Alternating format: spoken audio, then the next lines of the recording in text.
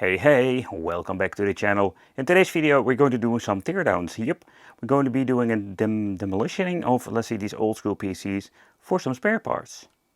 The only downside, and I think one of the, oh man, just hate it, is just having the cases not like, say, side panels. No, we have this massive panel that we need to remove. So let's see if that goes in one go, or is it going to be a nightmare? There we go. So, and this is one of the reasons why I hate this case. Let's be very careful. Let's lift it up. Oh man, this thing is heavy.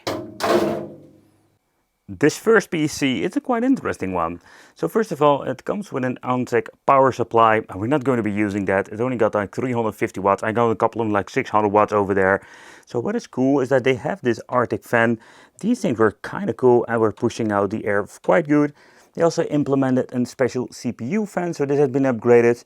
And we can maybe use that if they're not going to be using the components itself. So they were still using the old school, let's say, hard drives, not even SATA. And in here we're finding a very old GPU.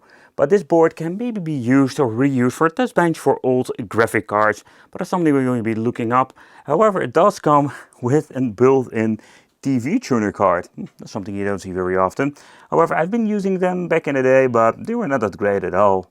The next thing that we're going to be doing is removing the last cables, because going the other way is a nightmare to basically pulling everything out at the same time. Here's still a fan connected, and that's it. And of course we're going to be removing the TV card. That is something I'm never going to be using again, because we're not even having this kind of technology anymore.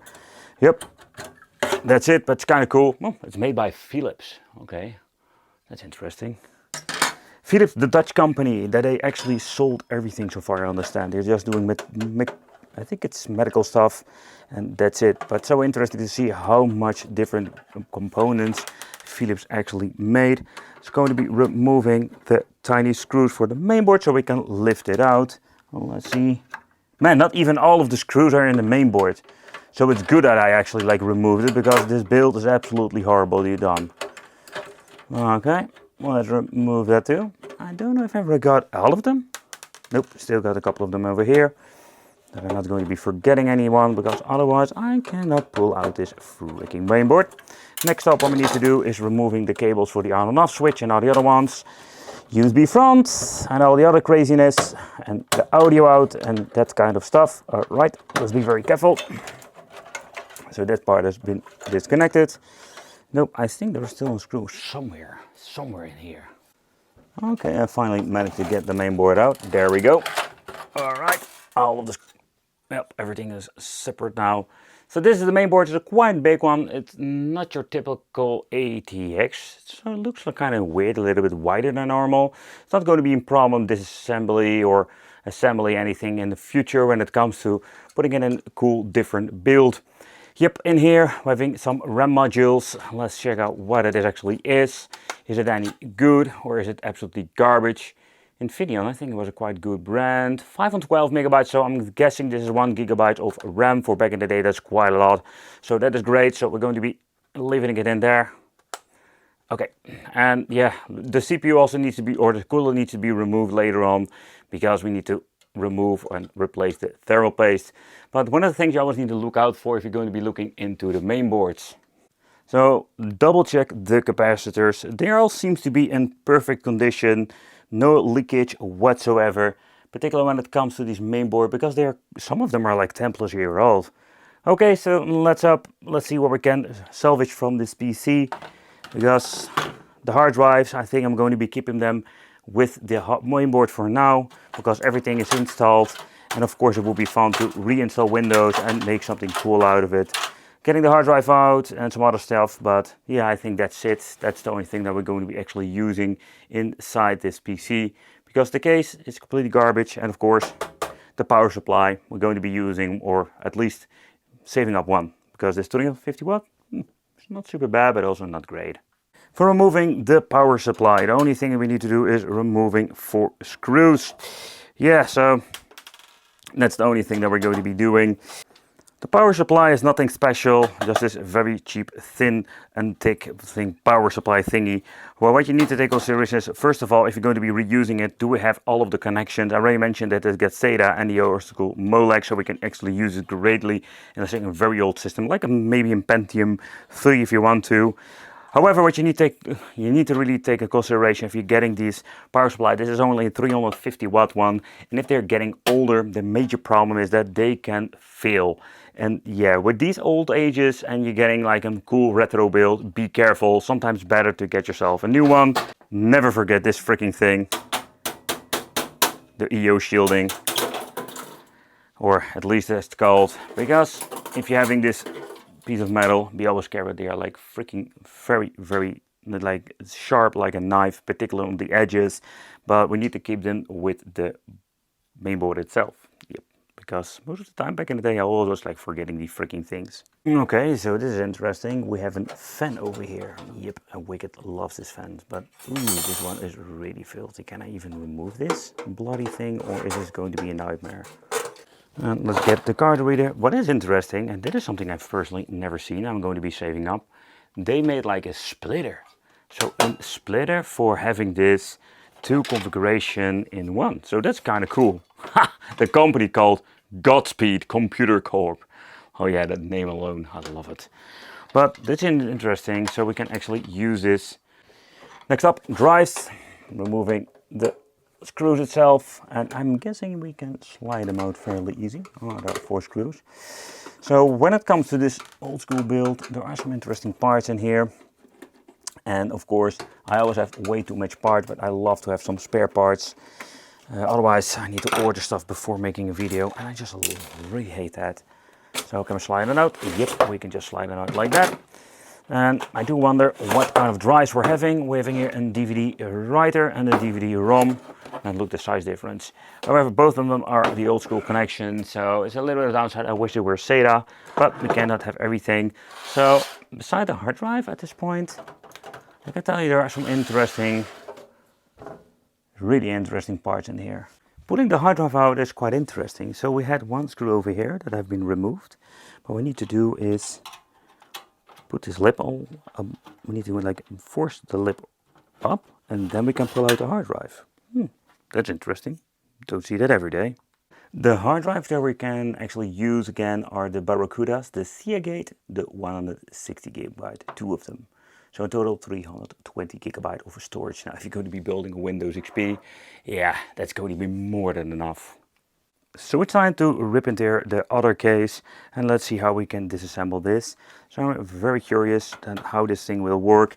It did come with USB 3.0 and even an Intel Pentium in the inside, but does do wonder, what is it? Because if it has USB 3.0, it is not that old. This is a case that is more like a new generation too, because we can just remove the side panel. Let's remove these 2 screws. Okay, and let's slide it off. So man, oh, there we go. And this is a completely different level when it comes to the inside parts. So first of all, so this thing is absolutely different. So this is freaking cooler. I love it with these weird Medion devices.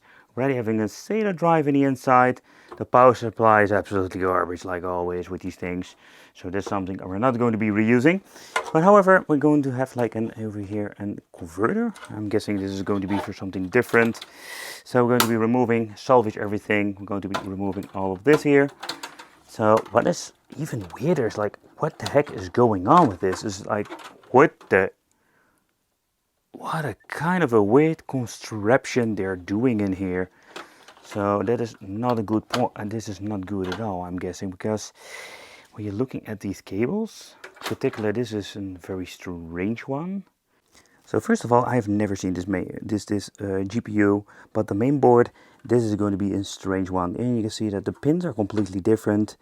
You can have like 4 pins, and we're having front USB with normal USB cables. So that is going to be unusable most of the time. But you do have like all kinds of other connections over here. We're having audio, USB, we're having SATA connections. So in that case, so I do wonder what kind of a GPU we're actually going to be having here. So what we're going to be doing is removing this somehow. It's always like give just a way. Oh, you just need to lift it up or some kind.